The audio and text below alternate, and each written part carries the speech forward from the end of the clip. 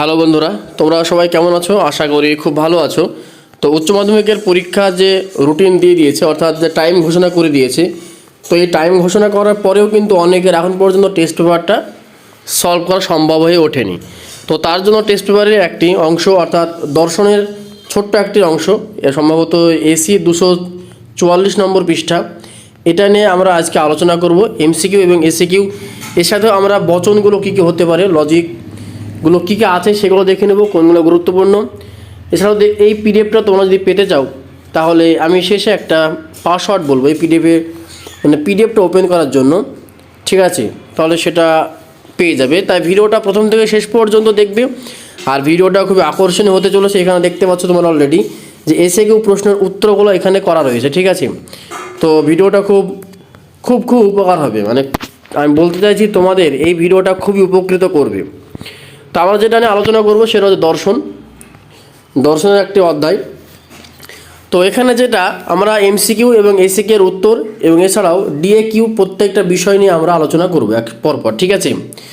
তো প্রথম প্রশ্ন যেটা রয়েছে, একটি আরোহ যুক্তির সিদ্ধান্ত সর্বদা সত্য, মিথ্যা, সম্ভাব্য। Option C is the right answer, অর্থাৎ সম্ভাব্য হয়ে থাকে। 2 নম্বর প্রশ্ন, বৈধতার প্রশ্নটি সম্বন্ধিত কার সঙ্গে? অবরোহ যুক্তির সঙ্গে। প্রশ্ন নম্বর 3, বৈধ অবরোহ যুক্তির সকল আশ্রয় বাক্য সত্য হলে সিদ্ধান্তটিও সত্য হয়। পরবর্তী প্রশ্ন কি রয়েছে আমরা দেখে নেব। সম্বন্ধ অনুযায়ী বচনের শ্রেণীবিভাগ করো। সম্বন্ধ অনুযায়ী বচন জানে 2 প্রকারের থেকে, একটি নিরপেক্ষ এবং একটি সাপেক্ষ। কোশ্চেন নম্বর 5, একটি বচন সর্বদা সত্য ও মিথ্যা হতে পারে, ঠিক আছে? বৈধ অবৈধ যুক্তি হয়। ব্যাপক বচন হয়তো বচন সর্বদা সত্য ও মিথ্যা হতে পারে। কোশ্চেন নম্বর 6, বচনের বিরোধ অনুমান হলো এক প্রকার অমাধ্যম অনুমান। বচনের যে বিরোধ অনুমান চ্যাপ্টারটা রয়েছে সেখানে আমরা যদি দেখি, তো আমরা এই উত্তরটা খুব সহজেই খুঁজে পেয়ে যাই। কোশ্চেন নম্বর 7, অসম বিরোধিতার ক্ষেত্রে যদি বিশেষ বচনটি সত্য হয় তাহলে সামান্য বচনটির সত্য মূল্য কী হবে? সত্য, মিথ্যা, স্ববিরোধী নাকি অনিশ্চিত? সঠিক উত্তর হবে অনিশ্চিত। এই প্রশ্নগুলো জানার জন্য একটা পদ্ধতি রয়েছে, যে এইরকম একটা ছক কাটতে হয় সত্য মিথ্যা জানার জন্য, ঠিক আছে? এরকম একটা ছক কাটি আমরা, এবং তার মধ্যে যদি আমরা লিখে দিই পরপর এ বচন, ই বচন, আই এবং ও বচন, তো এই কোণা থেকে শুরু করে শেষ পর্যন্ত টি যাবে, এখান থেকে চলে আসবে এফ। তো এই পদ্ধতিটার মাধ্যমে আমাদের এই বচনের বা এই উত্তরগুলো বের করতে হয়। পরবর্তী কোশ্চেন রয়েছে কোশ্চেন নম্বর 8, নিরপেক্ষ ন্যায় অনুমানে যে পদ সিদ্ধান্তের বিধেয় স্থানে থাকে তাকে বলা হয় সাধ্যপদ। Option A is the right answer. পরবর্তী প্রশ্ন, যদি বৈধ নিরপেক্ষ ন্যায় হেতুপদ উভয় আশ্রয় বাক্যেই উদ্দেশ্য স্থান থাকে তবে নিরপেক্ষ ন্যায়ের সংস্থানটি কোনটা হবে? বলেছে হেতুপদটি উভয় আশ্রয় বাক্যের উদ্দেশ্য স্থানে, মানে অর্থাৎ এখানে যে সংস্থানটি হবে সেটা বলেছে এইরকম, অর্থাৎ এটা হচ্ছে তৃতীয়, ঠিক আছে, 3 নম্বর সংস্থান। কোশ্চেন নম্বর 10, প্রাকল্পিক নিরপেক্ষ যুক্তির কোন বাক্যটি প্রাকল্পিক বচন? প্রধান আশ্রয় বাক্যটি প্রাকল্পিক বচন। প্রশ্ন নম্বর 11 নম্বর প্রশ্নে কি রয়েছে? বৈকল্পিক বচনের একটি অংশকে কি বলে? বৈকল্পিক বচনের এক অংশকে বলা হয় বিকল্প, ঠিক আছে? পরবর্তীতে কোশ্চেন নম্বর 12 কি রয়েছে? শূন্য শ্রেণী ভেনচিত্র কি? শূন্য শ্রেণী ভেনচিত্র হচ্ছে অপশন এ, অর্থাৎ কেউ নেই। কোশ্চেন নম্বর 13, দুটি সামান্য বচনের বিরোধিতা হচ্ছে বিপরীত বিরোধিতা। কোশ্চেন নম্বর 14, পি হু কিউ এই যৌগিক বচনটি মিথ্যা হবে যদি? অপশান হচ্ছে ডি, অর্থাৎ পি মিথ্যা এবং কিউ মিথ্যা না, উভয় মিথ্যা হলে বচনটি মিথ্যা হবে। তার মধ্যে কোনো একটি সত্য হলে সত্য হয়ে যায়। কোশ্চেন নম্বর 15, যদি পি সত্য হয় তাহলে পি ভেল কার্ল কিউ সত্য মূল্য হবে সত্য, ঠিক আছে? তারপর question number 16, P dot Q এর বিরুদ্ধ বাক্য কী হবে? পি ডট কিউ এর বিরুদ্ধ বাক্য মানে নিষেধ করছে, তার জন্য হচ্ছে কাল, অর্থাৎ অপশান সি। কোশ্চেন নম্বর 17, যে যুক্তিবিজ্ঞানী পরীক্ষামূলক আরোহ যুক্তির প্রবর্তন করেছেন তিনি হলেন জন স্টুয়ার্ট মিল। কোশ্চেন নম্বর 18, আরোহের বস্তুগত ভিত্তি কী? বস্তুগত ভিত্তি হল পর্যবেক্ষণ ও পরীক্ষণ। পরবর্তী প্রশ্ন রয়েছে 19 নম্বর প্রশ্ন, বিশেষ বিশেষ ঘটনার মাধ্যমে সামান্য নিয়মে উপনীত হওয়াই হলো আরোহ অনুমান। উক্তিটি করেছে জয়েস। পরবর্তী প্রশ্ন আমরা দেখে নেব। সম্বন্ধ অনুযায়ী বচনের শ্রেণীবিভাগ হলো নিরপেক্ষ বচন এবং সাপেক্ষ বচন। আচ্ছা, এখানে পেজটা দুবার হয়ে চলে এসছে, ঠিক আছে? আচ্ছা, পরের প্রশ্ন, কোশ্চেন নম্বর 20, কারণ শব্দের দ্বারা পর্যাপ্ত আবশ্যিক শর্তকে নির্দেশ করেছেন কি? I am copy. Question number 21, অক্সিজেনের উপস্থিতি হলো দহনের কারণ। এখানে কারণ কথাটি যে অর্থে ব্যবহৃত হয়েছে সেটা হলো আবশ্যিক শর্ত। কোশ্চেন নম্বর 22, কার মতে কারণ হলো সদার্থক শর্ত ও নয়ার্থক শর্তের সমষ্টি। সঠিক উত্তর হবে মিল। ঠিক আছে, পরবর্তী প্রশ্ন রয়েছে 23 নম্বর। কি রয়েছে? 23 নম্বর প্রশ্ন হলো, নিম্নোক্ত সাংকেতিক দৃষ্টান্তের ক্ষেত্রে মিলের যে পদ্ধতির প্রয়োগ করা হয়েছে তা হলো অন্যেই ব্যতিরেখী পদ্ধতি। কোশ্চেন নম্বর 24, মিলের যে আরোহমূলক পদ্ধতিতে দুটি দৃষ্টান্ত গুচ্ছ যাচাই করা হয় সেটি হলো ব্যতিরেখী পদ্ধতি। আমরা যদি ব্যতিরেখী পদ্ধতির বিশ্লেষণ করি সেখানে দুটি মাত্র দৃষ্টান্ত মানে উদাহরণের আলোচনা করা হয়। আমরা এবার দেখে নেব যে এখানে এসিকিউ যে সমস্ত প্রশ্নগুলো রয়েছে, এই এসিকিউ প্রশ্নের প্রত্যেকটা উত্তর, ঠিক আছে, এই উত্তরগুলো আমরা দেখে নেব পরপর। ঠিক আছে, এবং এই উত্তরগুলো খুবই হেল্পফুল হবে। তো তোমরা এই উত্তরগুলো লিখে নেবে, অথবা যদি পিডিএফটা পেতে চাও তাহলে টেলিগ্রাম চ্যানেলে যুক্ত হয়ে যাও। টেলিগ্রাম চ্যানেলের লিঙ্কটা আমি ডেসক্রিপশন বক্সে দিয়ে রেখেছি। টেলিগ্রাম চ্যানেলের নামটা আমি বলে দিচ্ছি, জিও ভাইরনমেন্ট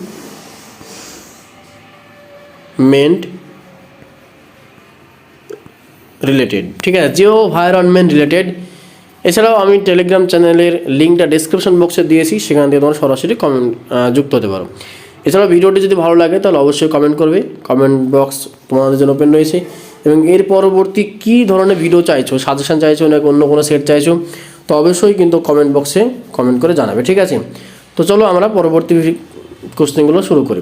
তো এখানে যে সমস্ত প্রশ্নগুলি রয়েছে অর্থাৎ এসএকিউ যে এই প্রশ্নগুলো নিয়ে আমরা বিস্তারিত আলোচনা করব পরবর্তী পেজে। ঠিক আছে, এবং আমরা আরও বলবো এই সেটে কোন কোন প্রশ্নগুলো টিকা বা পরবর্তী প্রশ্ন যেগুলো রয়েছে, টিকা বলতে পারো, অন্যান্য যে প্রশ্নগুলো 8 মার্কের অর্থাৎ বচন, আবর্তন, বিবর্তন কোনগুলো গুরুত্বপূর্ণ সেগুলো নিয়েও কিন্তু শেষে আলোচনা করব, তাই ভিডিওটি শেষ পর্যন্ত দেখতে হবে।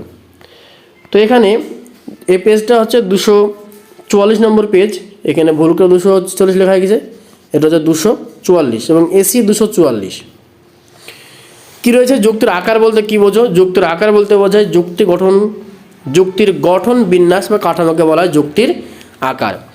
সিদ্ধান্ত কী বলতে কী বোঝায়? সিদ্ধান্তটা এখানে লেখা হয়নি।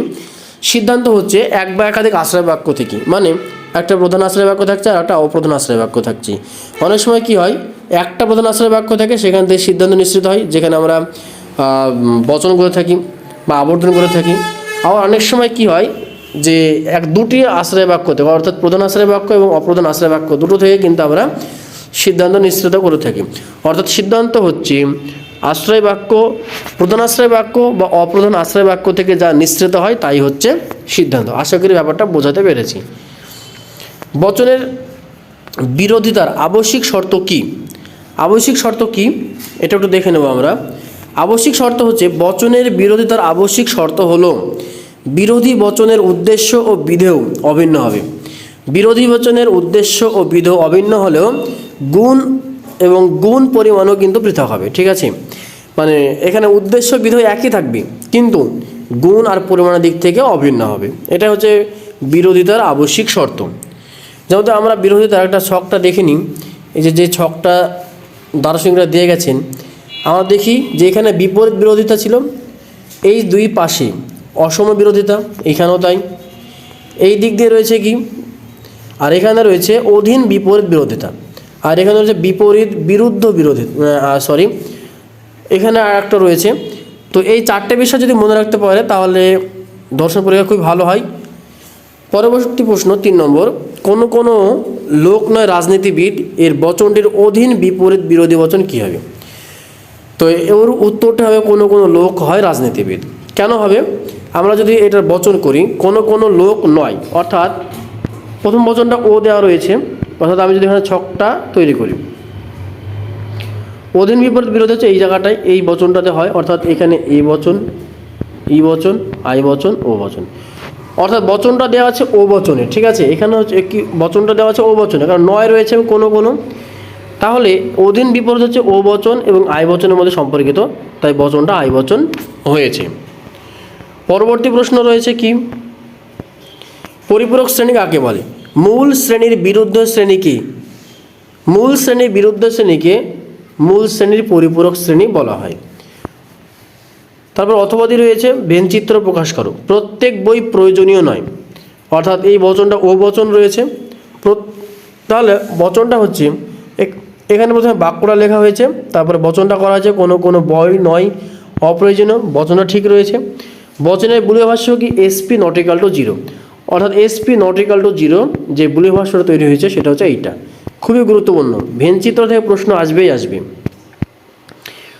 অস্তিত্বমূলক দোষ কাকে বলে? যে বচনের অস্তিত্বমূলক স্বীকৃতি নেই সেই বচনকে অস্তিত্বমূলক তাৎপর্য আছে তখন মানে এটা ধরে নেওয়া হয়। ধরো কোনো একটা বচন বললাম যার কোনো অস্তিত্ব নেই বা তাৎপর্য নেই কিন্তু সেই বচনটা তাৎপর্যকে আমরা ধরে নিই, তার জন্য যে দোষ ঘটে সেই দোষটাকে বলা হয় অস্তিত্বমূলক দোষ। পরবর্তী একটা সত্য সারণী দেওয়া রয়েছে। সত্য সারণীর বা শতসত্য বচনাকার কীরূপ? এটা হচ্ছে নির্দেশক স্তম্ভ এবং এটা হচ্ছে প্রধান স্তম্ভ। নির্দেশক স্তম্ভ আমি যদি পিকে গ্রহণ করি আর কাল্পিকে গ্রহণ না করি, অর্থাৎ একটা যদি সত্য হয় আর একটা মিথ্যা হয়, তাহলে কিন্তু পি ভেল কাল্পিটা সত্য হয়। বা এক বলছিলাম আগে যে একটা সত্য হলেই দুটি সত্য, মানে সবগুলোই সত্য হয়ে যায়, কিন্তু দুটি মিথ্যা হলে শুধুমাত্র মিথ্যা হয়। বাকি সব ক্ষেত্রে টি এফ টি টি টি টি এরকম আমরা দেখতে পাই। পরবর্তীতে যেটা রয়েছে, কখন একটি সংযোগিক বচন সত্য হয়? সংযোগিক বচনের সমস্ত সংযোগী সত্য হলে সংযোগী বচনে সত্য হয়। এই বচনে যে সমস্ত অংশগুলি রয়েছে সেগুলোকে সংযোজী বলা হয়। সো সেই সমস্তগুলি যদি উপাদান বচনগুলো যদি ঠিকঠাক হয়, সত্য হয়, তাহলে সংযোগী বচনও সত্য হয়। পরবর্তী প্রশ্ন, বচন গ্রাহক কি? Very very important. যে প্রতীকের স্থানে আমরা যে কোনো বচন বসাতে পারি তাকে বলে বচন গ্রাহক, বা প্রতীক বা সংক্ষেপে বচন গ্রাহক বলে। যেমন যদি পি তবে কিউ বা তাহলে কিউ, এখানে পি ও কিউ হলো বচন গ্রাহক বা বচন গ্রাহক প্রতীক। সামান্যীকরণ বলতে কি বোঝো? সামান্যীকরণ বলতে কি বোঝো? কতগুলি বিশেষ মূর্ত দৃষ্টান্ত পর্যবেক্ষণ করে সমজাতীয় সমগ্র বিষয়ের বিমূর্ত ধারণা গঠনের মানসিক প্রক্রিয়াকে সামান্যীকরণ বলে। অর্থাৎ কতগুলো বিশেষ মূর্ত দৃষ্টান্ত পর্যবেক্ষণ করে সমজাতীয় সমগ্র বিষয়ের বিমূর্ত ধারণা গঠনের মানসিক প্রক্রিয়াকে সামান্যীকরণ বলে। Very very important. পরবর্তী প্রশ্ন, বৈজ্ঞানিক আরোহ অনুমান কাকে বলে? কি রয়েছে উত্তর লেখা, প্রকৃতির একরূপতা ও কার্যকারণ নীতির ভিত্তিতে সিদ্ধান্তের বিশেষ থেকে সামান্য বচনের প্রতিষ্ঠাকরণকে বৈজ্ঞানিক আরোহ অনুমান বলে। সিদ্ধান্তের বিশেষ থেকে সামান্য বচনের প্রতিষ্ঠাকরণকে বলা বৈজ্ঞানিক আরোহ অনুমান। পরবর্তী প্রশ্ন কি রয়েছে? পরবর্তী প্রশ্ন রয়েছে, অবৈজ্ঞানিক আরোহ অনুমানকে লৌকিক আরোহ অনুমান বলা হয় কেন? কারণ অবৈজ্ঞানিক আরোহ অনুমানকে সাধারণ মানুষের মতো কার্যকারণ সম্বন্ধ নির্ণয় না করেই আবার অভিজ্ঞতার উপরে ভিত্তি করে সিদ্ধান্ত গঠন করে, তাই লৌকিক আরোহ অনুমান বলা হয়। পরবর্তীতে কি প্রশ্ন রয়েছে, প্রকৃত আরোহ অনুমান কয় প্রকার ও কী কী? প্রকৃত আরোহ অনুমান 3 প্রকার, বৈজ্ঞানিক আরোহ অনুমান, অবৈজ্ঞানিক আরোহ অনুমান এবং উপমা যুক্তি আরোহ অনুমান। তোমরা যারা লিখছো যদি একবার লিখতে না পারো তো ভিডিওটা পজ করবে, তারপর লিখে নেবে। অন্যথায় ভিডিওটা একবার দেখে নাও, তারপরে আস্তে আস্তে সেটা লিখে নেবে। বচনের সদার্থক শর্ত কি? যে শর্তগুলো উপস্থিত থাকলে কার্যটি ঘটতে পারে না, মানে এখানে নাটা ভুল রয়েছে, ঘটতে পারে, সেগুলোকে সদার্থক শর্ত বলে। পরবর্তী প্রশ্ন, কারণের পরিমাণগত লক্ষণের মূল ভিত্তিগুলি কী কী? কারণের পরিমাণগত লক্ষণের মূল ভিত্তিগুলি হলো জড়শক্তির বা জড়ের সংরক্ষণ নীতি এবং শক্তির নৃত্যতার নীতি। কোশ্চেন নম্বর 15, এ বি এর আবশ্যিক শর্ত বলতে কী বোঝো? এ বি এর আবশ্যিক শর্ত হলো, এ হলো বি এর আবশ্যিক শর্ত। এই কথার অর্থ হলো ক না ঘটলে খ ঘটবে না, অর্থাৎ এখানে এ হবে, এখানে ক্ষয়ের জায়গায় বি হবে, অর্থাৎ এ না ঘটলে বি ঘটবে না। বহু কারণ সমন্বয় কি? সম্ভবত লাস্ট প্রশ্ন আমাদের এটার। তো বহু কারণ সমন্বয় কি? যখন একাধিক কারণ একত্রে মিলিত হয়ে একটি মিশ্র কার্য উৎপন্ন করে। একাধিক কারণ, অনেকগুলো কারণ একসঙ্গে মিশ্রিত হয়ে একটি মিশ্র কার্য উৎপন্ন করে, তখন সেই মিশ্র কার্যের কারণকে বলা হয় বহুকরণ সমন্বয়। যেমন জল উৎপাদনের জন্য হাইড্রোজেন এবং অক্সিজেনের সমন্বয় প্রয়োজন, ঠিক আছে। এবার এই পিডিএফটা যারা নিবে টেলিগ্রাম থেকে, তাদের জন্য একটা পাসওয়ার্ড রয়েছে। এই পাসওয়ার্ড ছাড়া কিন্তু টেলিগ্রাম থেকে পিডিএফটা ডাউনলোড করলেও ওপেন হবে না। তাই এবিটিআই হিস্টোরি আমরা করালাম ফিলোসফি, কিন্তু আমরা পাসওয়ার্ডটা রেখেছি এবিটিআই হিস্টোরি, ঠিক আছে। তো এই এবিটিআই হিস্টোরি যদি দিয়ে আমরা পিডিএফটা ওপেন করি তবে স্পষ্টভাবে সবটা দেখতে পাবো, অন্যথায় কিন্তু পিডিএফটা ওপেন হবে না। এবার আমরা দেখে নেব এই সেটে কী কী প্রশ্ন, কোন কোন প্রশ্ন গুরুত্বপূর্ণ। এখানে যে প্রশ্ন দিয়েছে 3-এর দাগে, যে নিরপেক্ষ বচনের চতুর্বর্গ পরিকল্পনা বলতে কী বোঝো, উদাহরণ সহ নিরপেক্ষ বচনের চতুর্বর্গ পরিকল্পনা ব্যাখ্যা করো। ভেরি ভেরি ইম্পর্টেন্ট, যারা বচন শিখনি তাদের জন্য কিন্তু গুরুত্বপূর্ণ এবং ধরে নেওয়া যে পরীক্ষায় চলে এসেছে। তারপরে অথবা দিয়ে রয়েছে, কেবলমাত্র শিশুরা এরূপ আচরণ করে, একটি ছাড়া শব্দ তো কঠিন, খুবই গুরুত্বপূর্ণ, বারবার আসে। কোনো মানুষ দেবদূত নয়, সৎ লোকেরা কচ্চিৎ সুখী হয় না। তারপরে এইখানে যে বচনগুলি হবে, আমি যদি বচনগুলি এখানে বলে দিই, কেবলমাত্র শিশুরাই এরূপ আচরণ করে, বচনটা হবে সকল এরূপ আচরণ করা ব্যক্তি হয় শিশু। সকল আমার লেখা বড় হচ্ছে, আটবে না এখানে এরূপ, কারণ এটা উল্টে যায়। আচরণ করা ব্যক্তি